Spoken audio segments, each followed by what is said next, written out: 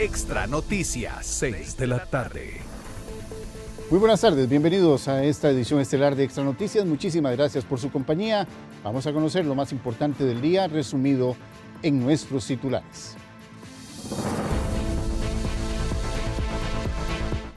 Cinco entidades financieras fueron intervenidas en los últimos 10 años. 2 casos ocurrieron este 2024. Dificultades en los análisis de pruebas retrasan investigaciones en las financieras. Expedientes tardan años por saturación de otros casos. Refuerzan seguridad en Pocosí de Limón ante posibles represalias por operativos efectuados en el Caribe. Una móvil que realiza mamografías a mujeres cuenta con una ruta para visitar distintos lugares del país.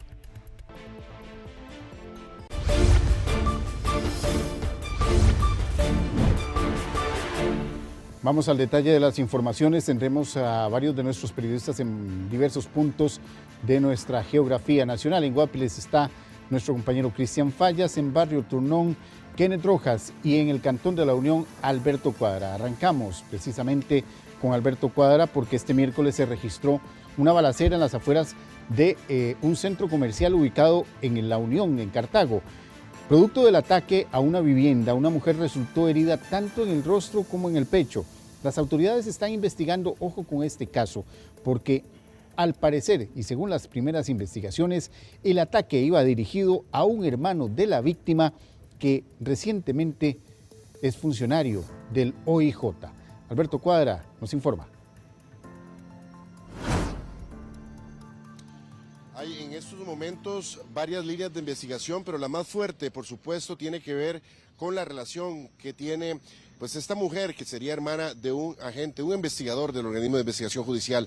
Y esto, por supuesto, llama la atención de las autoridades porque estamos hablando de que no fueron unos cuantos disparos, estamos hablando de que en ese lugar, frente a un conocido centro comercial, se dispararon cerca de 60 a 30 disparos, de 30 a 60 balas que volaron en las cercanías de este barrio donde nosotros estuvimos y donde también pues hay niños, hay familias y también obviamente la persona que estaba en ese lugar, en esa casa, que recibió 6 disparos. Esta mujer tuvo que ser trasladada a un centro médico de manera urgente, donde en estos momentos se mantiene pues bastante urgente, pero estable, según los últimos detalles que se han generado a raíz de esta investigación. Una lamentable situación que también nos describe el nivel de violencia que hay actualmente en nuestro país con este tipo de bandas que en estos momentos están tratando de imponer su ley y que también tratan de esta forma de amedrentar a algunas personas y obviamente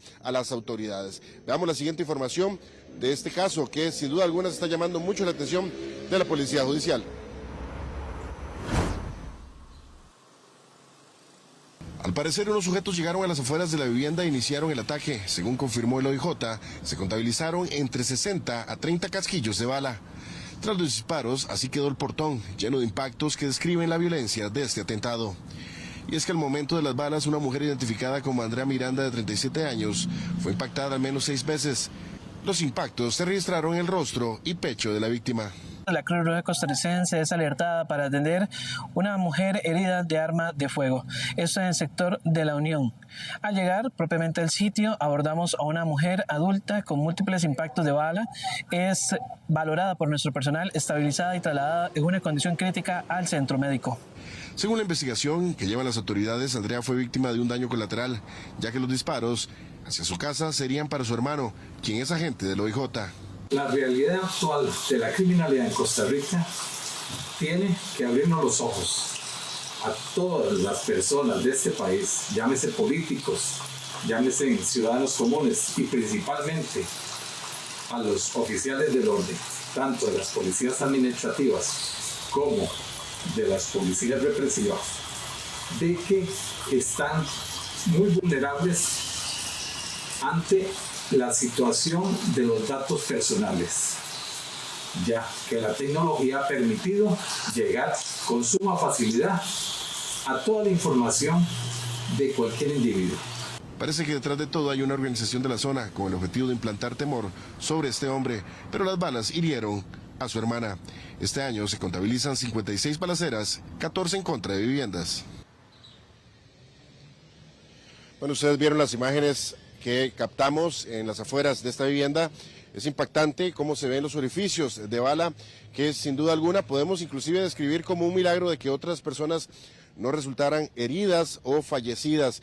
Eso también nos demuestra en estos momentos el grado de violencia, donde no solamente se están disparando entre las mismas bandas, entre sicarios y tal vez personas que están dedicadas a este oscuro negocio, sino también se está disparando a jueces, fiscales, investigadores y policías de la fuerza pública. Una situación que nos deja mucho, obviamente, que pensar, y obviamente estaremos atentos a la investigación que se desarrolle de este caso. Desde La Unión, Cartago, este ha sido un informe de Alberto Cuadra para Extra Noticias. Paul, usted tiene más. Gracias a nuestro compañero Alberto Cuadra por la información. Y ahora vamos hasta Barrio Turnón, donde el abogado representante de la familia Lacayo, quien dirigía la financiera de Cifín, asegura que existen graves vicios de ilegalidad en la causa que motivó la intervención de esa financiera, luego de que este jueves la Fiscalía realizara 9 allanamientos en las oficinas centrales de esta financiera y 5 viviendas de las personas investigadas. Kenneth Rojas con los detalles. Un gusto saludarlo, don Paul. Como usted lo indica, son 9 los allanamientos que realizó la Fiscalía Adjunta de Delitos Económicos, principalmente en Santa Ana y en Escazú, específicamente en 2 oficinas de la entidad financiera que fue intervenida desde el pasado 13 de agosto, 2 bufetes y 5 viviendas de personas de altos mandos de esta entidad financiera. Esto con el objetivo de darle seguimiento a la investigación que abrió el Ministerio Público por los presuntos delitos de administración fraudulenta, de aparente administración fraudulenta, y también otro delito que tiene un nombre bastante particular y que tiene que ver con la ley orgánica del Banco Central. ¿Cuál es el objetivo de la Fiscalía en ejecutar estas diligencias judiciales este viernes? El detalle en la siguiente información. La Fiscalía Adjunta de Delitos Económicos realizó 9 allanamientos para recopilar pruebas por la supuesta administración fraudulenta de la financiera de Cifín, tras las denuncias presentadas por la Superintendencia General de Entidades Financieras, SUGEF. Las diligencias fueron en las oficinas centrales de Cifín, en la arrendadora, en 2 oficinas de abogados y en 5 casas de habitación de los investigados en el proceso, todos los sitios ubicados en Escazú y Santa Ana.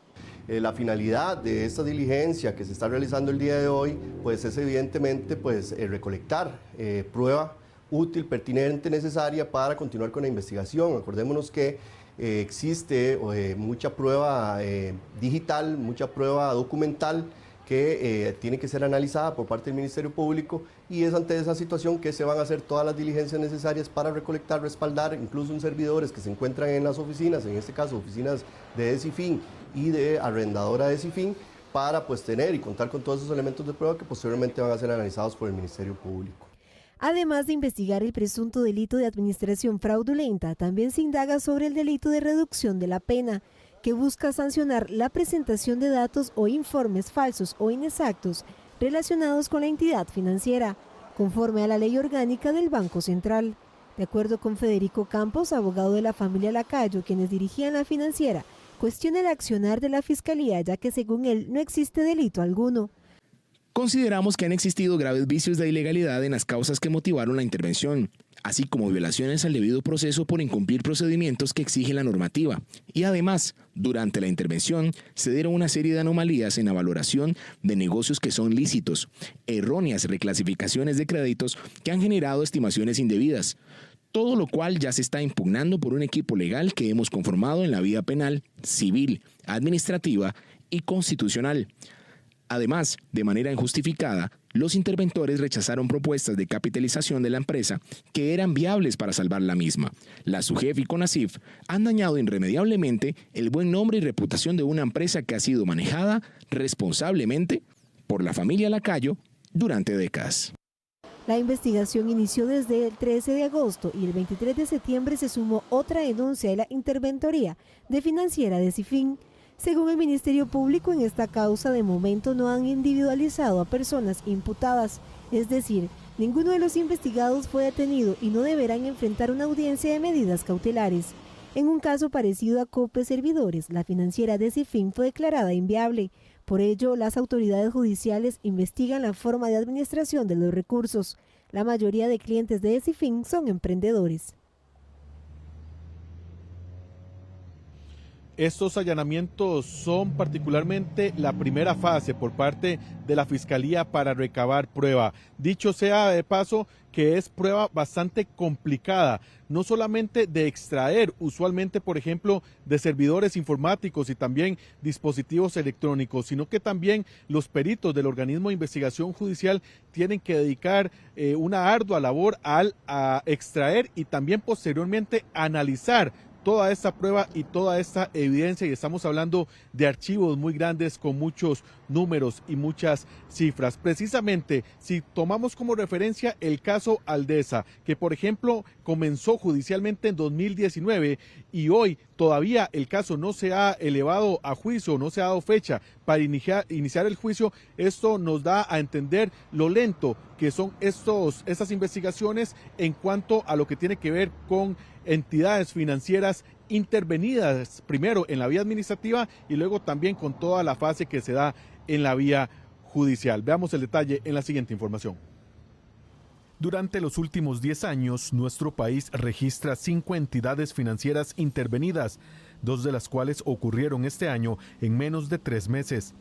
Hablamos de los casos de Cope Servidores y la financiera Decifin, ambas en proceso actual de resolución. En 2021 se reportó la situación de Aldesa, 4 años antes se dio la desaparición de Bancrédito y en 2015 fue el turno de Cope Acerrí. En las intervenciones recientes, la Fiscalía Adjunta de Delitos Económicos, Tributarios, Aduaneros y Propiedad Intelectual ya procedió con allanamientos tras las denuncias judiciales de la Superintendencia General de Entidades Financieras, SUGEF.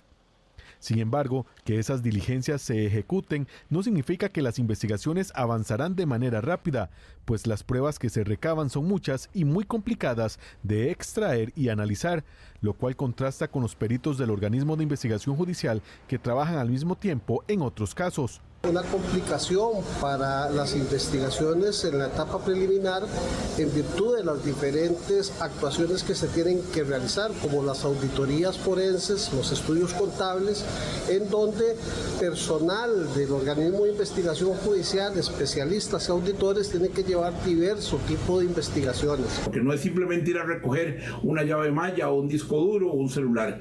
Debe extraerse la información, lo cual los empleados de cibercrimen tienen la atención de toda la extracción de dispositivos electrónicos a nivel nacional, lo cual hace que efectivamente tengan una carga de trabajo bastante importante.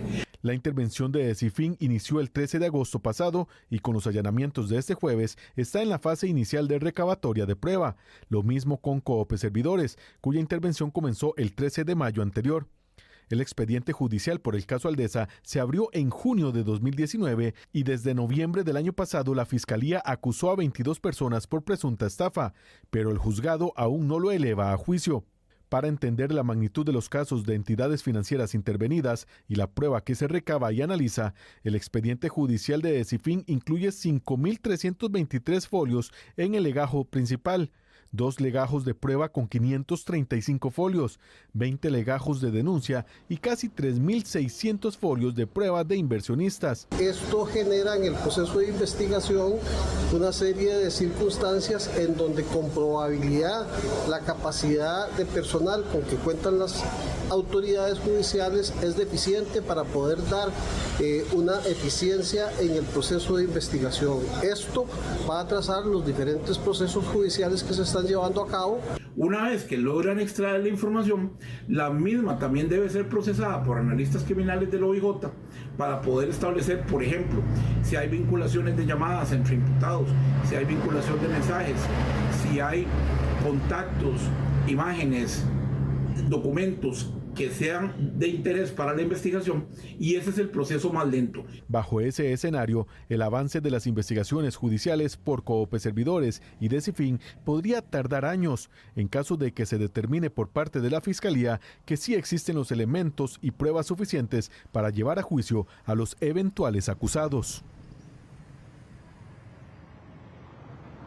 Es por eso que lo complicado y complejo de este proceso de extracción y también análisis de toda esta prueba que se recopila en estas diligencias judiciales. Esto sumado a la amplia evidencia que usualmente se va sumando conforme avance la investigación, y qué mejor que ver el ejemplo de todo lo que implica, por ejemplo, el expediente judicial a hoy del caso Aldesa, para saber qué nos podría esperar en términos de avance y de tiempo de los expedientes judiciales correspondientes a los casos de entidades financieras intervenidas este año, dígase primero Cope Servidores y ahora el caso de la financiera Decifin. Así que podríamos tardar todavía meses e incluso años en volver a escuchar informaciones que tengan que ver con el resultado de los allanamientos, de las pruebas y los análisis correspondientes a las diligencias judiciales de este jueves. Esta es la información que tenemos, don Paul, desde la SUGEF en Barrio Turnón. Un informe de Kenneth Rojas para Extra Noticias. Gracias, Kenneth. Y seguimos con el tema porque hay que especificar ciertos puntos. Por ejemplo, los allanamientos por este caso de Decifin responden a una denuncia que la Superintendencia General de Entidades Financieras presentó tras detectar aparentes irregularidades en los altos mandos de esta entidad. Las diligencias judiciales se dan una semana después de que el Consejo Nacional de Supervisión del Sistema Financiero, CONACYF, anunciara la inviabilidad financiera de la entidad y el inicio de su proceso de resolución. Los allanamientos responden a una denuncia que interpuso la Superintendencia General de Entidades Financieras, SUGEF, como parte del proceso de intervención que inició el pasado 13 de agosto. Habían procedido con la presentación de una denuncia, dado que durante el proceso de supervisión pues, se detectaron algunas anomalías que podrían constituir ilícitos. La intervención obedeció en parte a lo que la SUGEF halló en un análisis previo de la cartera crediticia por prácticas aparentemente indebidas, y el patrimonio de la entidad disminuyó en 158%. Incumplimiento de las normas de suficiencia patrimonial al ubicarse por debajo del mínimo prudencial del 8% a causa de la disminución en el capital base de la entidad, cuando se hace necesario ajustar la clasificación de riesgo de los deudores. La financiera perdió todo su capital social y, según SUGEF, cerró el año pasado con pérdidas de 1.141 millones de colones, y para el primer semestre de este año acumulaba pérdidas por 3.318 millones.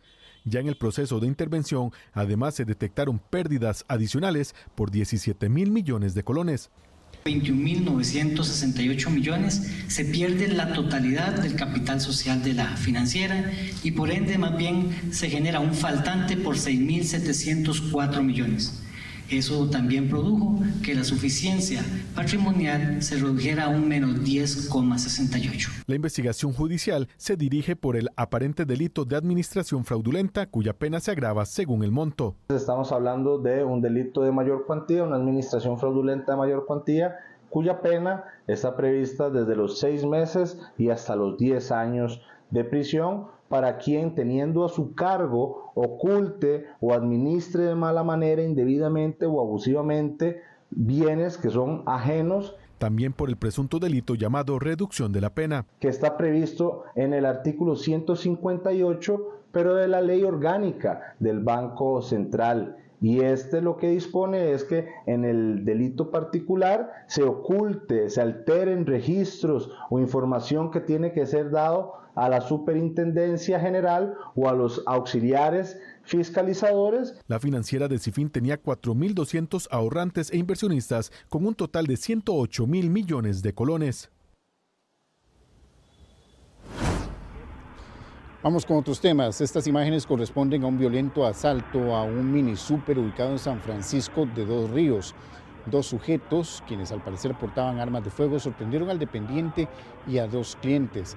La policía informó que robaron celulares, dinero y otros bienes, y llamó la atención la forma tan violenta en que entraron estos sujetos, y no solo eso, sino que después, además de asaltar la caja registradora, habrían robado botellas de licor. De acuerdo con las estadísticas del OIJ, en el distrito de San Francisco de Dos Ríos se registran a la fecha 39 asaltos a mano armada. La fuerza pública ha investigado más de 1.800 personas y ha detenido a 18 con órdenes de captura en los operativos que realizan en el ramal 7 de Batam, tras los recientes ataques con armas AK-47 a radiopatrullas. La operación denominada Cuna se lleva a cabo desde el 8 de octubre, 2 días después de que el primer atentado en el que un oficial resultó herido en la pierna cuando antisociales dispararon contra la unidad en la que se realizaba un patrullaje. Desde el Ministerio de Seguridad asegura que no permitirán que las situaciones como esta sigan ocurriendo en la zona. Además han decomisado armas de fuego, municiones, armas blancas, entre otros, y además ya el OIJ también está interviniendo en la zona. Mantenemos un porte total de 1.820 personas investigadas, en lo que llevamos el dispositivo, así como el total de 600 motocicletas investigadas, 300 vehículos investigados, 2 armas de fuego investigadas. Asimismo, 18 personas han sido aprehendidas con órdenes de captura por diferentes delitos. Hemos recuperado 9 armas de fuego, en donde se han decomisado en el lugar. Igualmente, 6 motocicletas que han mantenido órdenes de captura por diferentes situaciones. Y el juicio por la desaparición de la bebé Kevril García se suspendió este jueves. Así lo obligó la incapacidad de la defensora del acusado de apellido Casasola. El debate se retomará el próximo lunes a partir de las 10 de la mañana. Hasta el momento se han visto 30 de los casi 40 videos que el acusado pidió reproducir. El Estado gasta aproximadamente más de 49.000 colones diarios en la alimentación de personas detenidas por no pagar una pensión alimentaria, en vez de estar buscando una manera para que ellos puedan producir su dinero y además enfrentar la deuda que tienen. El gasto por persona aumentó en 6.000 colones. Si antes de la entrada en vigencia del nuevo Código Procesal de Familia el pasado 1 de octubre, la operación de la Unidad de Pensiones Alimentarias en el Centro Penitenciario Jorge Arturo Montero Castro era complicado, los primeros 15 días evidencia una situación compleja. En esta unidad permanecen 200 personas apremiadas, luego de que 121 recibieran su orden de libertad entre el 1 y el 15 de octubre. Tenemos un módulo que tiene un espacio, el más grande que tenemos, para 110 apremiados corporales, y tenemos los otros módulos que son el A, B, C, que son las personas que son reincidentes. La mayoría de ellos son consumidores de sustancias psicoactivas o viven en estado de callejización, y pues tenemos 2 módulos más especiales, uno que es donde tenemos personas que laboran internamente y externamente. Y también tenemos el módulo de las personas que tienen problemas convivenciales, que han puesto en riesgo la integridad de los mismos apremiados. 76 de los apremiados están incorporados a los programas laborales del Ministerio de Justicia y Paz. 61 de ellos reciben un incentivo económico y otros 15 lo hacen ad honorem. En este momento realizan diversas labores de mantenimiento en centros penitenciarios como el Centro de Formación Surquí, en el Vilma Curling, en el Centro de Adulto Joven y en la misma unidad de pensiones. Básicamente para que la persona tenga un poco de esparcimiento y no esté concentrada en el encierro, ¿verdad? Que están ahí sin hacer nada. Entonces, esa posibilidad existe. Ahora, lo que pasa es que la persona privada de libertad por asuntos penales, el trabajo carcelario sí puede tener una incidencia positiva a la hora de contabilizar su pena. En el caso de las personas apremiadas por incumplimiento del deber alimentario, ese tipo de trabajo, ya sea con ingresos o sin ingresos, no tiene ninguna repercusión en el apremio propiamente dicho, en el tiempo del apremio propiamente dicho. Actualmente el costo de mantener recluidos a los apremiados es de 507 millones de colones por alimentación. El costo por persona pasó de 43.000 colones en el 2020 a 49.000 colones este año. El año pasado aproximadamente fueron de casi 125 millones de pesos, y lo que llevamos este año se mantuvo el monto per cápita y el gasto que se tiene hasta este momento aproximado de 77 millones. Datos del Ministerio de Justicia y Paz indican que entre enero y octubre han ingresado 1.564 personas por apremio, pero han salido 1.674. Cumple entonces con el cambio de la ley con la intención del apremio corporal. Los juzgados de Cartago y Punta Arenas son los que más apremios corporales ordenan, seguidos por el juzgado de Goicoechea y Heredia.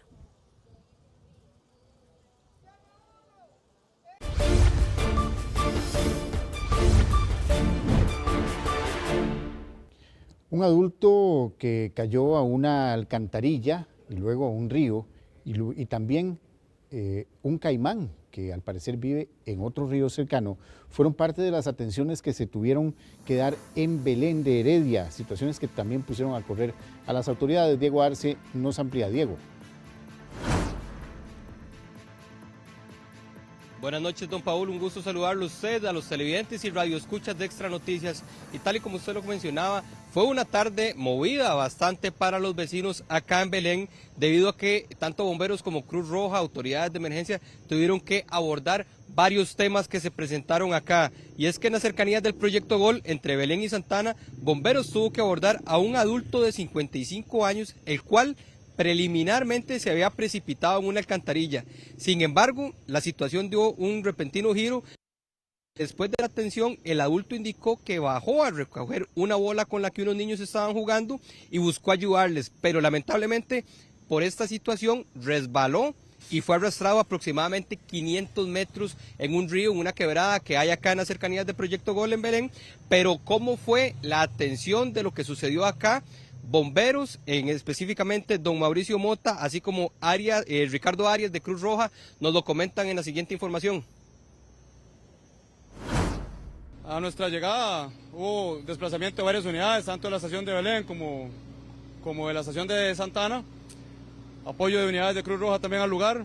Efectivamente se confirma que un masculino de 55 años, aparentemente habitual de la zona, le brinda colaboración a unos niños que estaban jugando fútbol. Se les fue la bola al cauce del río y él en colaboración trata de alcanzarle la bola, se resbala y cae en un ducto de alcantarillado pluvial entubado, el cual se desplaza varios metros hacia una zona de desagüe al cauce del río, donde se visualiza a distancia, se le hacen llamados, no responde, se necesita hacer el montaje de sistemas de rescate y recuperación.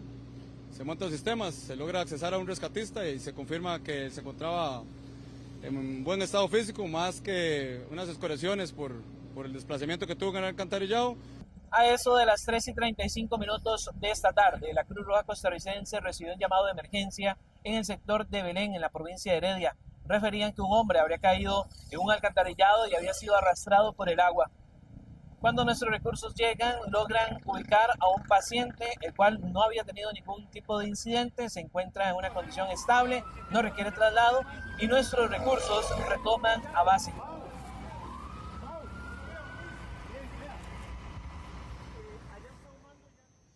Así es, tal y como ustedes lo vieron en la información anterior, esto fue lo que tuvo que hacer Bomberos y Cruz Roja para abordar a este adulto de 55 años, el cual dichosamente no presentó ningún tipo de lesión. Pero aparte de esta situación que se presentó acá mismo en Belén, la municipalidad de este cantón señaló que mediante sus redes sociales, alertando mediante la presencia de un caimán, el cual se habría sido visto en la quebrada del río Quebrada Seca. Durante la mañana de este jueves, el Comité Municipal de Emergencias logró corroborar la existencia del reptil en el lugar, por lo que se activó todo el protocolo de seguridad para proteger tanto a la comunidad como al animal. El comité envió una nota oficial al Sistema Nacional de Áreas de Conservación, el SINAC, institución responsable de la extracción y reubicación de especies silvestres, con el fin de que el caimán sea trasladado a un ambiente adecuado para su supervivencia. El objetivo siempre fue garantizar la seguridad del reptil y de los vecinos, evitando así cualquier tipo de incidente.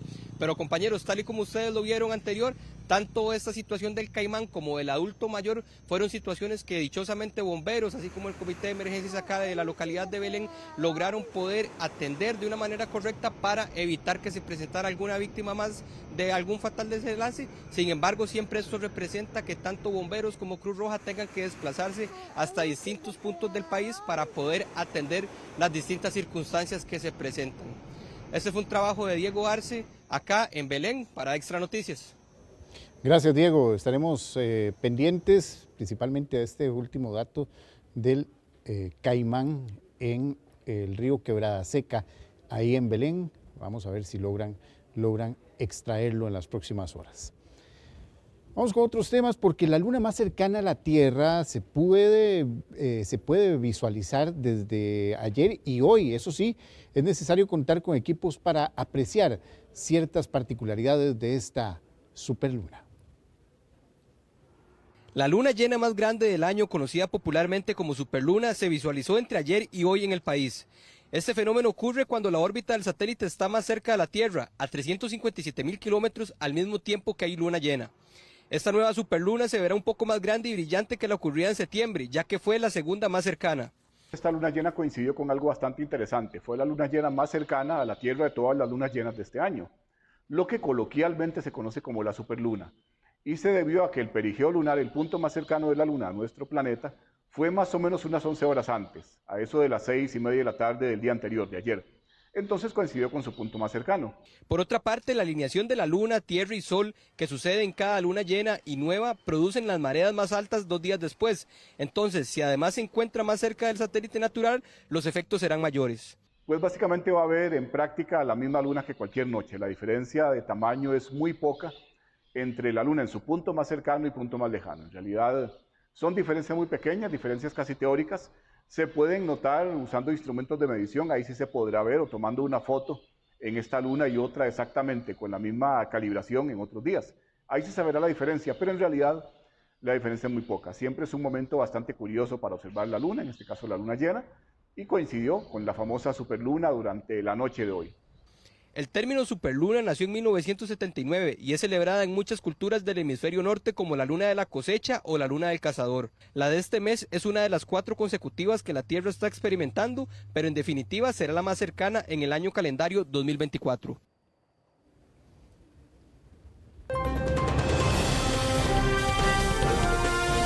Vamos a ir a la pausa y al volver vamos a tener información en vivo desde Guapiles porque reforzaron la seguridad en los tribunales. Ya les contamos la razón.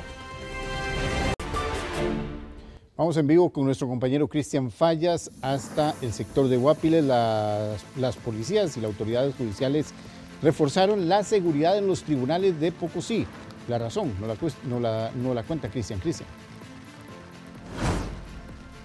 Buenas tardes, Paul, qué gusto saludarlos, estimados televidentes. Desde media tarde, este operativo fuerte por parte de fuerzas especiales de la Fuerza Pública, como lo son el Grupo de Apoyo Operacional, el GAO, la Fuerza Pública propiamente, también la Unidad Canina de este cuerpo policial de nuestro país, esto a solicitud de la Fiscalía de Pocosí, también del OIJ, por cuanto han trascendido algunas informaciones de posibles represalias de algunos grupos, de algunas personas por las incursiones que se han hecho últimamente y que nosotros acá en esta noticia le llevamos el detalle a través del director de la Policía Judicial, don Randall Zúñiga, en sectores como Guásimo y también en Pocosí.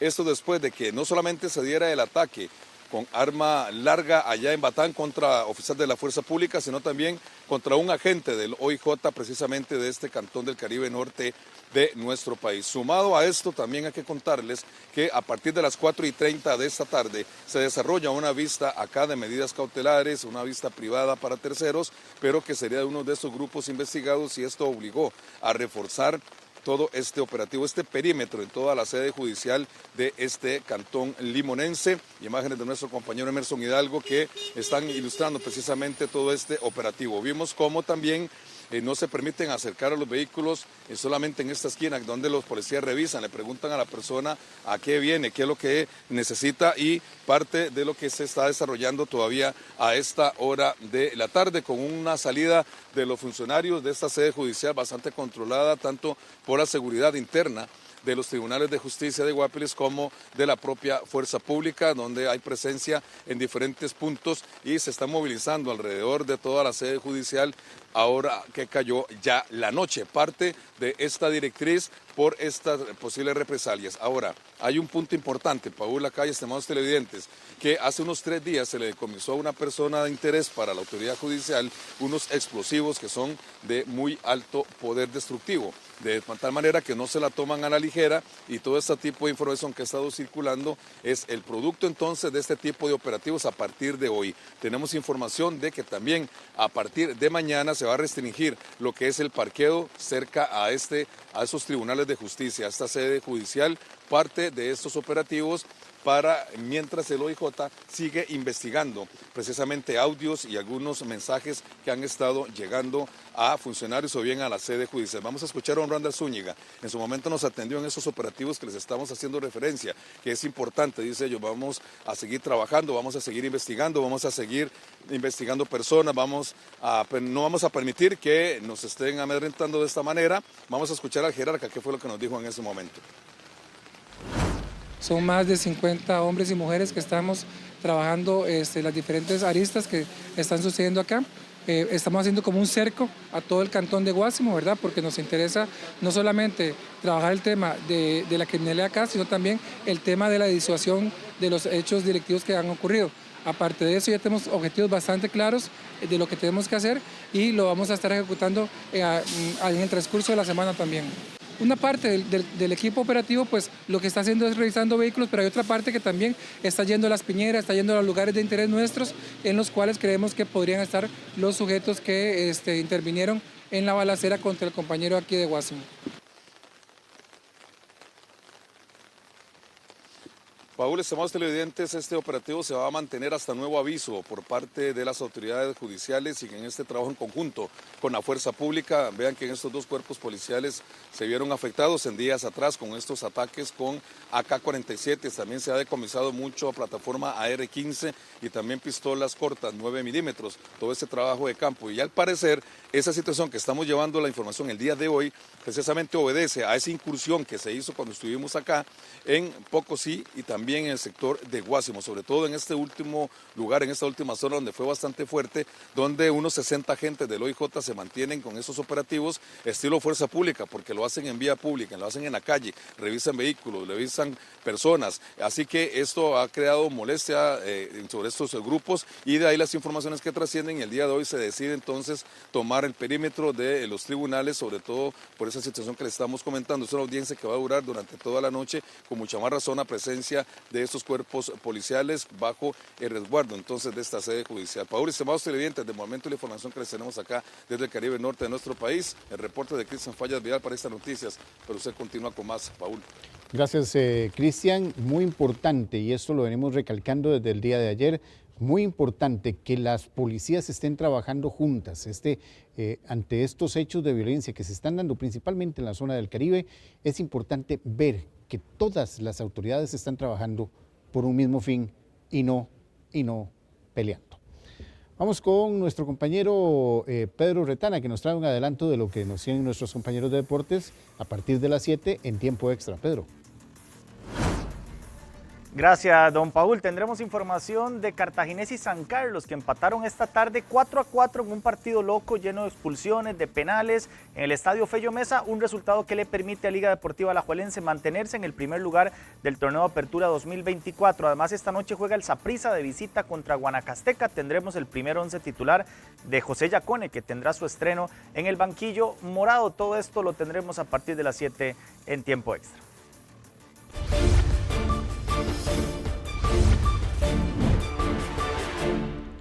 Vamos hasta la Asamblea Legislativa. Esta noche continúa la discusión del Fondo Especial para la Educación Superior, el FES, en la Asamblea Legislativa, pues varios diputados insisten en el 2% de aumento a este fondo que ayer fue rechazado. Nuestro compañero Jeffrey Naranjo nos trae todos los detalles. Jeffrey.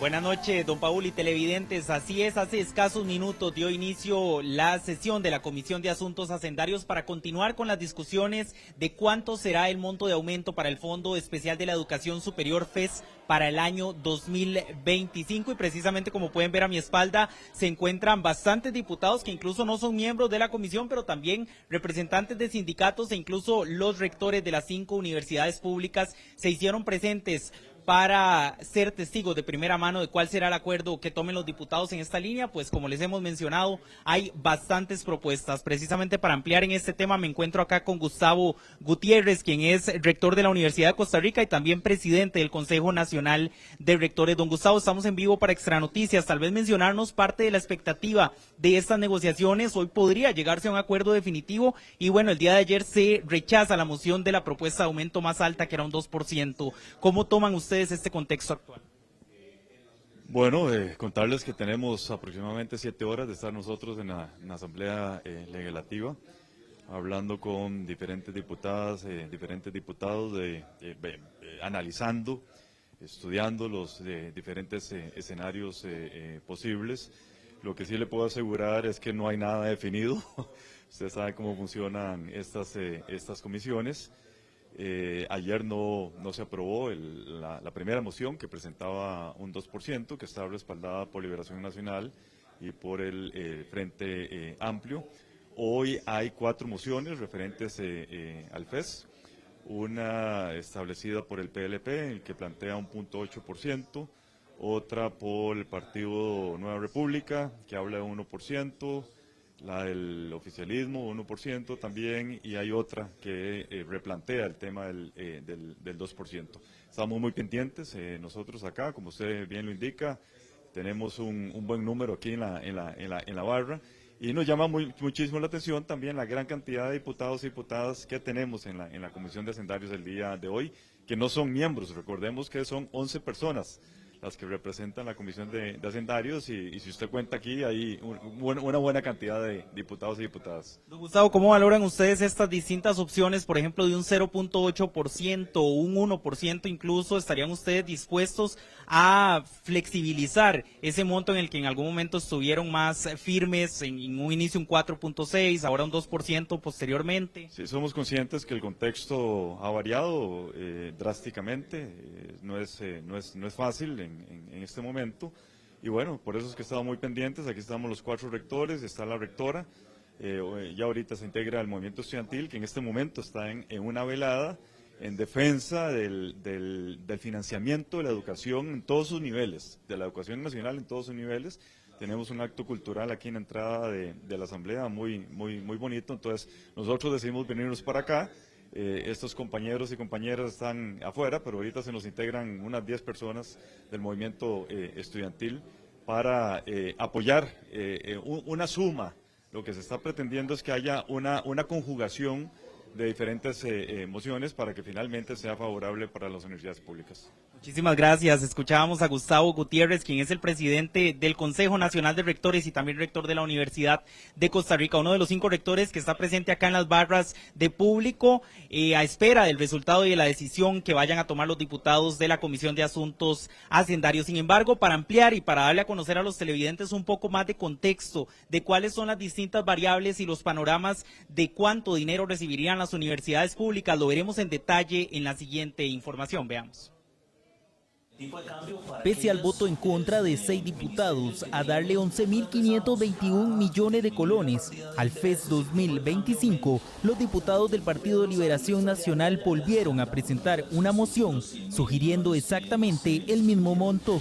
No, ese 2% se firmó al puro final, fue una moción que se presentó, digamos, como en nivel estratégico por doña Paulina Ramírez, que es la misma moción nuestra, en razón a que si no se logra aprobar, poder llevar la discusión hasta el final y poder de ahí determinar dentro de esas posibilidades la mejor solución que se le puede dar, obteniendo ojalá el mayor beneficio, el mayor porcentaje y la mayor cantidad de recursos cercanos o igual a esos 2%. Estos 11.521 millones de colones serían un incremento de un 2% al Fondo Especial de la Educación Superior.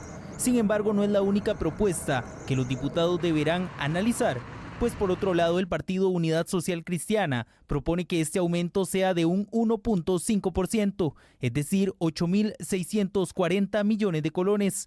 La propuesta del Partido Liberal Progresista, por su parte, es un poco inferior, siendo de 2.304 millones de colones. El Partido Nueva República propone que el aumento sea similar al que en su momento realizó el Poder Ejecutivo, 5.700 millones de colones.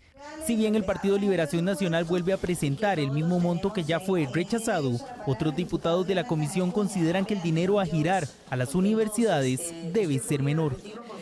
Si hay una inflación negativa, no hay ninguna razón para darles el 2%, sobre todo tomando en cuenta la situación de problemas fiscales que tiene el país. Entonces, ahora hay una moción de Eli Feinsack de 0.8%, una de Pablo Cibaja de 1% y una de la Unidad de 1,5%. Entonces, habrá que ver cuál es la que impera. Hoy en horas de la noche la Comisión de Asuntos Hacendarios sesionará nuevamente para atender no solo el tema del FES, sino también las demás mociones que modifican el presupuesto ordinario de la República 2025.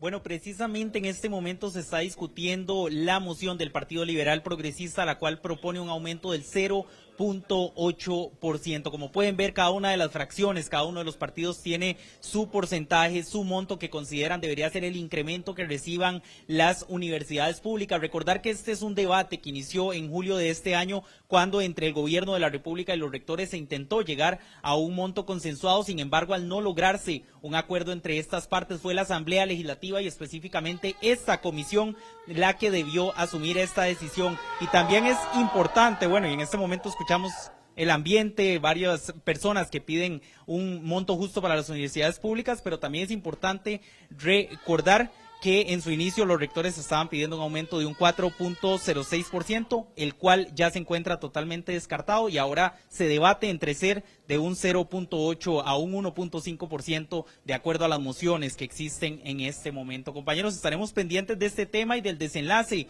que se dé esta noche en la Comisión de Asuntos Hacendarios. De momento es el reporte que les tenemos. Ustedes continúan con más noticias.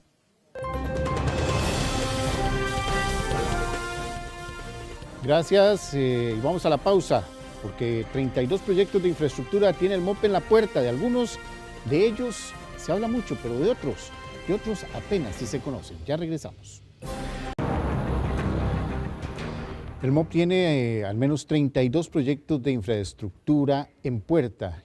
De algunos se habla muchísimo, pero de otros apenas sí se conocen. Vamos a presentarles a continuación una radiografía, una primera parte de una radiografía de los proyectos que hay de infraestructura vial. Atrás quedó la bonanza que Costa Rica tuvo en la década de los años 60 y 80, cuando se invertían importantes montos en la construcción de una red vial extensa a nivel nacional. Más de 20 años y hasta 50 de rezago es lo que tenemos en proyectos de infraestructura vial. Una dificultad para llevar adelante estos proyectos, y tardan décadas, es por la pérdida de continuidad entre una administración y otra. Por supuesto que nos impacta negativamente la economía en tiempo perdido, dinero perdido, pero hay una realidad que es que el país no tiene dinero. El MOP tiene 32 proyectos distribuidos en 8 instituciones y unidades ejecutoras. Consejo Nacional de Concesiones, Ampliación Ruta 27, Concesión Ruta San José-Cartago, Ruta 32, Ruta 23. Como la ampliación de la Ruta 27, como la iniciativa privada para la ampliación de la Ruta Cartago. Todos son proyectos que se detuvieron, que vamos a tener prácticamente 3-4 años perdidos, que hay que replantearlos de nuevo porque muchos de ellos incluso se perdió la posibilidad de financiamiento que se tenía.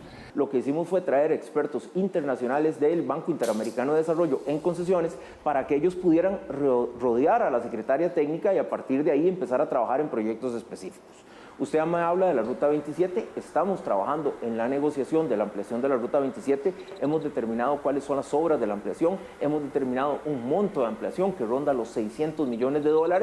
Sobre Ruta 32 nos sentamos hace pocos días, no hay un interés del iniciativista privado de seguir con esto.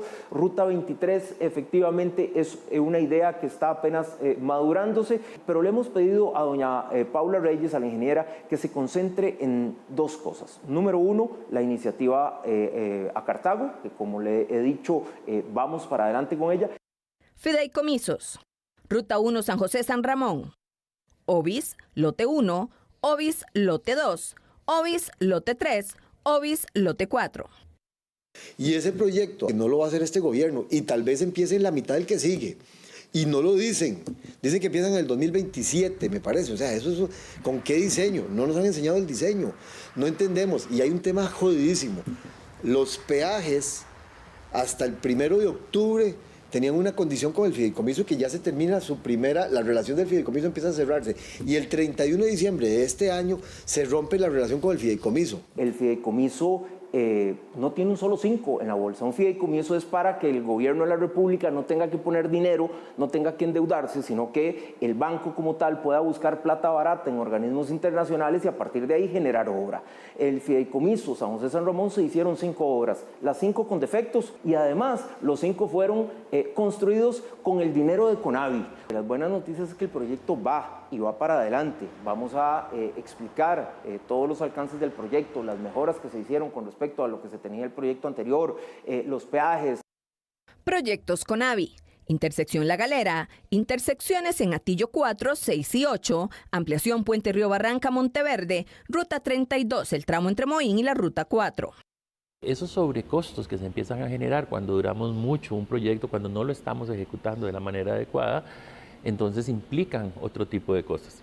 Y es que se esté agotando el dinero. En Ruta 32 tenemos la probabilidad que ya la gente conoce de que se eliminen las intersecciones a desnivel. Teníamos un proyecto totalmente, digamos, sin el presupuesto necesario para poderlo terminar. Había que ajustar en términos de presupuesto. La segunda parte del proyecto tiene que incluir, y yo le digo, inicialmente lo que hay es un 5% de ciclovías, pero esta carretera de 104 kilómetros tiene solo un 5% de ciclovías, solo tiene un 2% de aceras.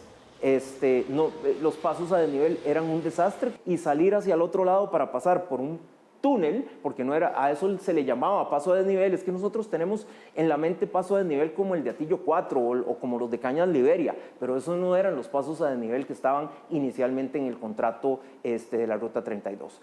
Monteverde no es prioridad para esta administración. La Ruta 606 es una ruta que vamos a mantener con el mantenimiento básico, preventivo, etcétera, etcétera. Hasta aquí abarcamos 15 de los 32 proyectos de infraestructura que tiene el MOP. Conozca mañana el detalle de lo que está sucediendo con las obras en Ruta 1, Cartago, Circunvalación, Proeri, Topics y el tan cuestionado tren eléctrico.